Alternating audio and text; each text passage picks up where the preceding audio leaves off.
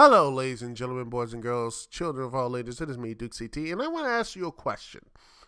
And it concerns the War Games match, the NXT War Games match, but honestly, it concerns WWE right now. The Undisputed Era and their talented wrestlers, every single one of them. But I want to ask you a question. When did they turn babyface? Because, quite honestly, this group, since its formation, has been the bane of NXT's existence. They've screwed over people. In fact, Roderick Strong screwed over the guy he's facing against, Bruiserweight Pete Dunne, over the NXT Tag Championships. And since then, they have been this dominant heel group. And they have been dominant. They have been pushing people around. In fact, they fought another heel group in Imperium. And I'm like, wait, who should I be cheering for? And that's the question I want to ask. Who am I supposed to root for? Why should I root for these guys? What is the point of cheering for the Undisputed Era? And these heel teams being put in these babyface positions. And you could look at, say, WWE main roster or other brands, because, NXT is now a brand now. Even though it should be a developmental one, but hey, who cares at this point? You have the Hurt Business, these newly minted heel wrestlers who a couple weeks ago, and this is after Cedric Alexander joined them and betraying his friends, Ricochet and, let's see, who's that guy? Oh, Apollo Crews. Yes, the forgettable Apollo Crews to join the Hurt Business. And that was, there are the Hurt Business. These are going to be these businessmen who take people out and do what they want because, hey, it's just business. But then they take on Retribution, a group that wants to take out WWE, and these mass vigilantes who recently had a member, Mustafa Ali was the leader of the group the entire time. And they fought for weeks and weeks and weeks. And my question is, who was supposed to cheer for? No one. In fact, the Hurt Business still did heelish things. In fact, they beat up Titus O'Neil and such in the backstage area while they were feuding with Retribution. It makes no sense. And this is my question. What happened to the babyface teams? Actual true babyface teams. I look across in media. I mean, the most huge and most profitable thing in movies, the Marvel Cinematic Universe, you had a hero team defeat villains. And I'm like, why can't wrestling be that way? Sure, you have some, the New Day in WWE, you got the Nightmare Family in AEW. You could say the Elite, but they're in flux right now. And you got Best Friends and a Death Triangle, maybe. I don't know. It's weird. It's all weird. But like I said, there are babyface teams, but for the huge, for huge feuds and such, you have, and the most popular ones are like the Inner Circle. You have at AEW.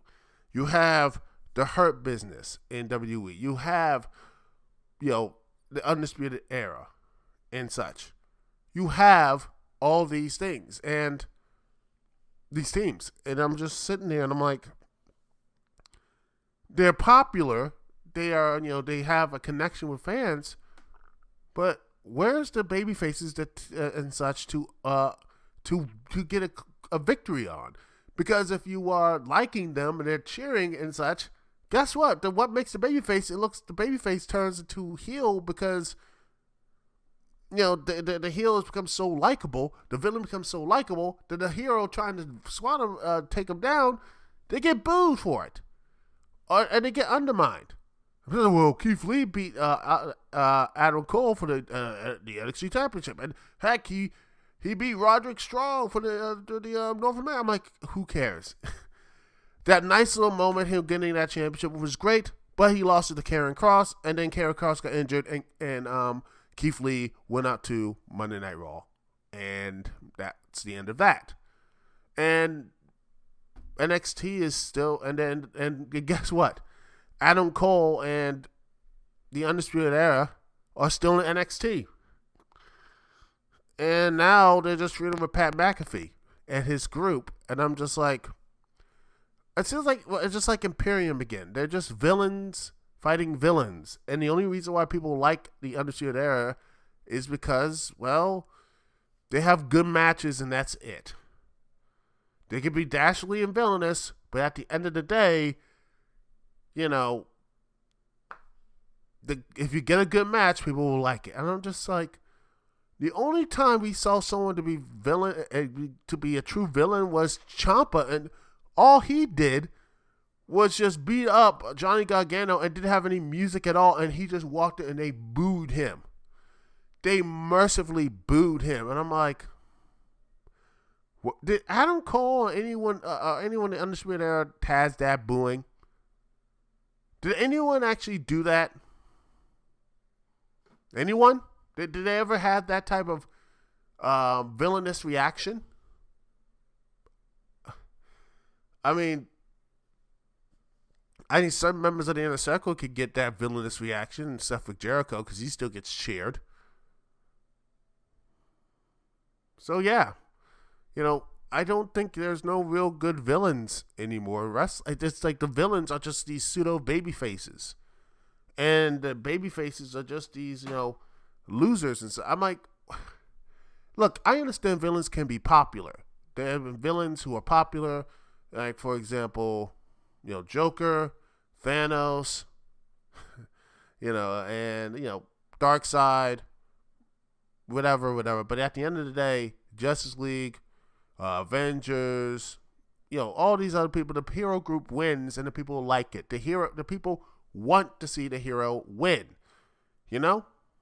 I mean, there are people who love Dr. Robotnik, but at the end of the day, they still play Sonic and they they want to see Sonic succeed. Same as Crash Bandicoot. Same as, Ganon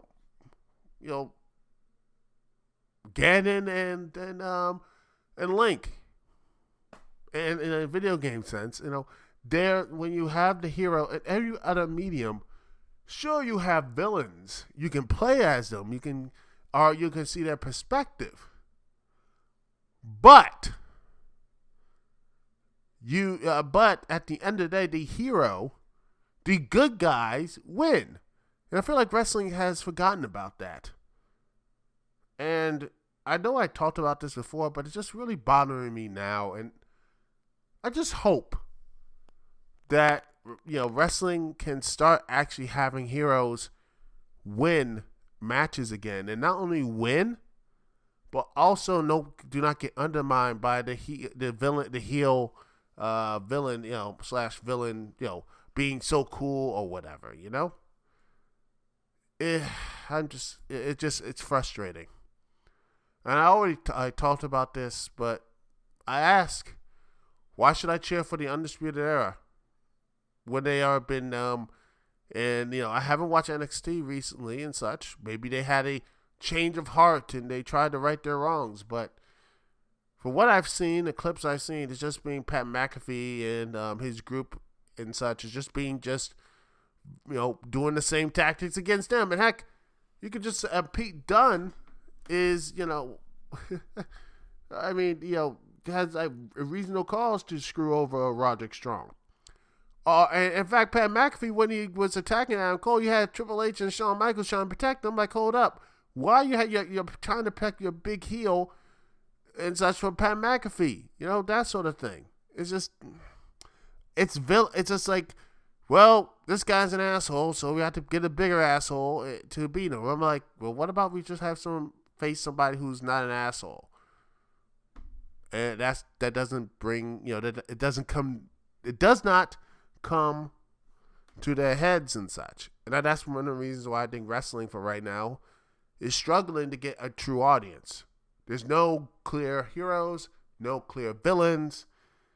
It's just a mess. I mean, my hope is, though, maybe in 2021 things will be settled down enough that we can actually have clear heroes, clear villains, and, you know, because, hey, in the other worlds of pop culture, people want to see that. People want to see, you know, Wonder Woman save the day. People want to see the Justice League defeat Steppenwolf and stop Darkseid. People want to see Spider-Man overcome his issues and save the day. People want to see Kamala Khan overcome her issues and save the day. Right? It's right there. And WWE, if they can capitalize on that, or any pro wrestling, you know, company can capitalize on that, I think they will have a sustainable fan base and probably get some new people in the audiences and such. You know, but hey, that's just my personal opinion. Could be wrong. Anyway, thank you so much for listening and watching. It's Dukect Here. Peace and love. See y'all when I see y'all later.